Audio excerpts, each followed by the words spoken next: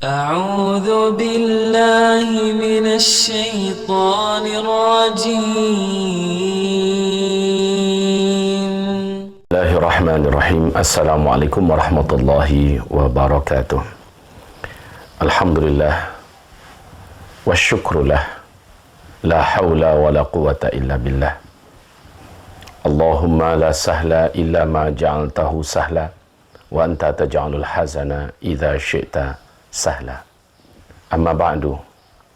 Saudara-saudara seimanku, dimanapun saja antum berada, kita tetap mengucapkan Alhamdulillah ala kulli halin.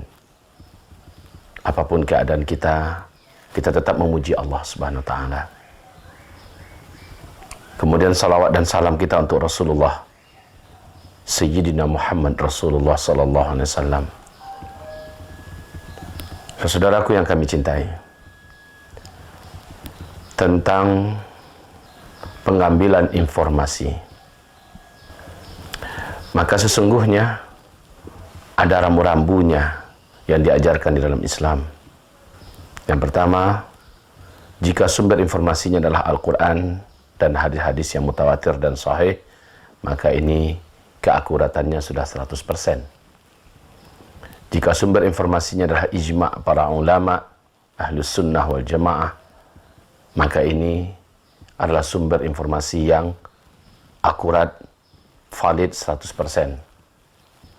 Jika sumber informasinya adalah dari kisah-kisah dan cerita Bani Israel, atau yang disebut juga dengan Israiliyat, maka Nabi SAW memberikan peringatan, jangan kamu mendustakan seluruhnya dan jangan pula kamu menerima seluruhnya. Jadi tetap harus ada kewaspadaan pada kita. Jika sumber informasinya dari sumber-sumber yang bukan dari Islam, atau sumber-sumber Islam akan tetapi Islam sekuler, maka ini masuk dalam bab firman Allah Subhanahu wa taala, fatabayyanu. Harus kamu cek dulu kebenarannya. Harus kamu lakukan klarifikasi terlebih dahulu, sehingga kamu tidak langsung menerima, apalagi menetapkan hukum di atas informasi yang diterima dari sumber-sumber media yang ada.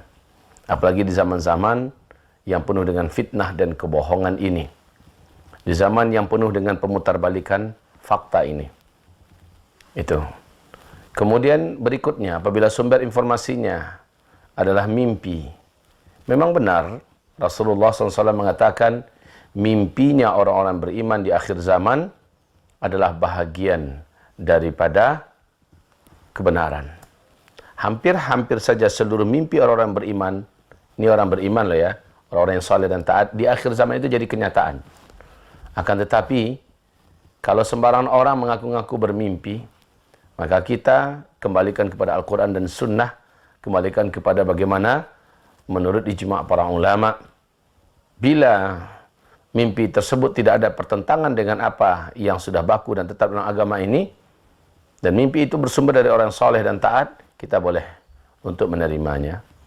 Tapi tentu saja mimpi tersebut tidak bisa dibangun di atasnya syariat baru, ajaran tambahan di atas ajaran yang sudah ada. Ini tentu saja perkara yang batil dan sesat.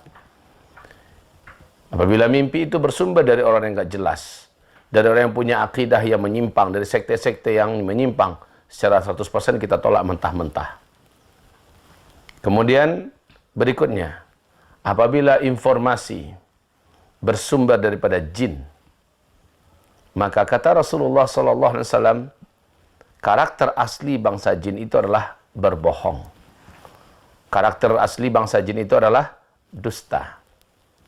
Bahkan kata Nabi SAW, sejujur-jujurnya bangsa jin itu adalah sedusta-dustanya bangsa manusia. Wow.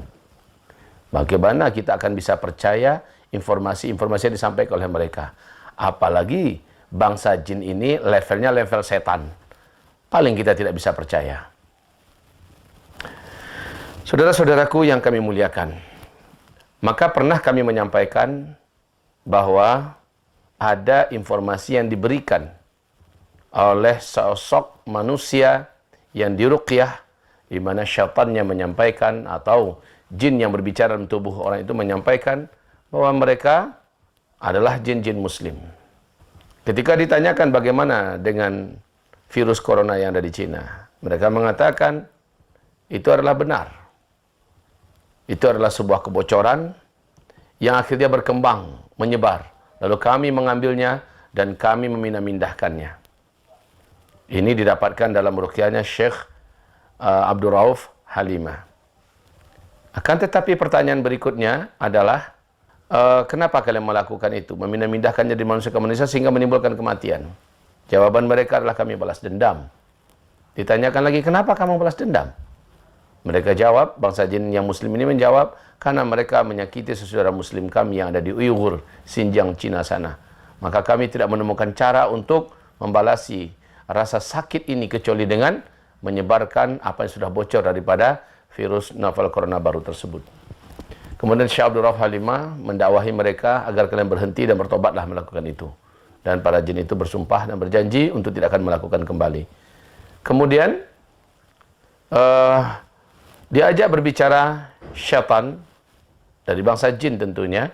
Maka mereka mengatakan, ditanya, dari mana kamu mendapatkan virus novel corona baru ini? Dan kamu ikut menyebarkannya. Mereka mengatakan, inilah ciptaan Illuminati. Ya, Illuminati kita tahu salah satu gerakan bawah tanah yang mempunyai misi besar barengan dengan Illuminati. Mereka punya misi terbesar di bumi ini, yaitu The New World Order. Nah, target mereka adalah dalam rangka mengurangi populasi manusia di muka bumi ini. Sebatas itu, saya menyampaikan kepada publik. Tetapi ingat, apa yang tersampaikan kepada publik tersebut, saya lapisi dengan suatu pernyataan bahwa seandainya ini adalah benar, maka kita tidak dianjurkan untuk percaya, sebab sumber informasi dari bangsa jin dan syaitan adalah sumber informasi yang tidak bisa dipegang. Bahkan Rasul mengatakan kecenderungannya kepada dusta. Dan kalau seandainya kita lihat kepada kesamaan daripada misi terselubung atau rencana rahasia dalam 50 protokoler Illuminati, di mana salah satunya adalah memang bercita-cita mereka ke depan di bawah payung The New World Order mengurangi populasi manusia di muka bumi. Yang boleh bertahan hidup itu hanyalah ras mereka dan kelompok yang betul-betul sudah diyakini mendarah mendaging kecintaannya dengan mereka. Di luar itu harus binasa semua. Maka bumi akan dipimpin oleh mereka saja. Maka kita tahu penggenggam dunia hari ini adalah Illuminati. Kita tahu orang-orang terkaya di muka bumi ini hampir keseluruhannya ada di bawah organisasi besar yang disebut dengan Freemasonry. Mereka ini sekali lagi punya cita-cita menata tatanan dunia baru ke depan. Nah, informasi dari bangsa jin dan syaitan hanya sekedar kita tahu. Tetapi dari protokoler yang bocor ke publik, apa yang dirahasiakan secara busuk oleh Illuminati dan Freemasonry ini di bawah payung The New World Order, inilah yang menjadi pegangan kita. Mereka yang menciptakan senjata pemusnah massal. Mereka yang merencanakan perang dan menyusun perang. Mereka yang menentukan kekacauan di berbagai negara di muka bumi ini. Semua dalang daripada petaka, bencana, musibah, mereka di balik itu semua. Saudara-saudaraku yang kami cintai, termasuk rencana terbusuk mereka yaitu 2022, yaitu bagaimana populasi manusia di bumi ini hanya tersisa 8% atau 9% saja lagi. Dalam jumlah 500 jutaan orang saja. Habis itu seluruhnya habis. Ini cita-cita mereka. Saudara-saudaraku, hamba-hamba yang Allah kami muliakan.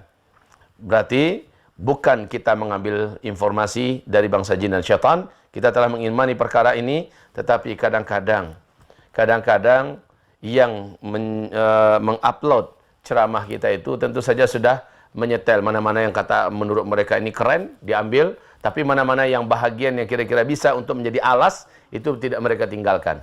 Akhirnya publik salah sangka dan menganggap bahwa hamba Allah Zulkifli Muhammad Ali ini ceroboh sehingga mempercayai informasi yang berasal dari bangsa jin. Coba simak ceramah saya yang ada di membongkar rahasia alam jin. Menurut Al-Quran dan hadis Nabi yang sahih, Perhatikan bagaimana saya menyampaikan. Apakah mungkin setelah saya menyampaikan demikian, lalu saya percaya kepada mereka? Saya berharap kita seluruhnya juga tabayun, tidak langsung serta-merta langsung menyerang dan menyebar. Sama dengan Ustadz Alfian Tanjung, satu potongan ceramahnya itu langsung diambil kemudian diupload tanpa rasa tanggung jawab. Mungkin niat yang mengupload bagus untuk supaya yang lain tahu, tapi jangan dipotong. Karena ternyata ada pondasi-pondasi, alas-alas beliau mengatakan itu. Dan ini penting. Dalam hal ini saya merujuk kepada apa yang difatwakan oleh pendiri mazhab yang pertama dalam Ahlussunnah wal Jamaah, yaitu Abu Hanifah. Ya, Imam Abu Hanifah berkata, aku tidak rela kalian menyampaikan fatwaku tanpa menyertakan dalil-dalilku. Artinya maksudnya di situ apa? Beliau baru mempersilahkan fatwanya disampaikan, tapi fatwa itu keluar dengan dalil yang seperti ini. Demikian juga ketika saya menyampaikan suatu perkara, hendaklah asal muasal saya menyampaikan perkara itu juga dimuat. Jangan dipotong lalu yang perkara itu saja yang disampaikan. Ini berbahaya, saudaraku. Akhirnya orang akan salah sangka, kemudian orang akan menuduh yang tidak-tidak kepada da'inya, kepada ustadznya, kepada ulamanya.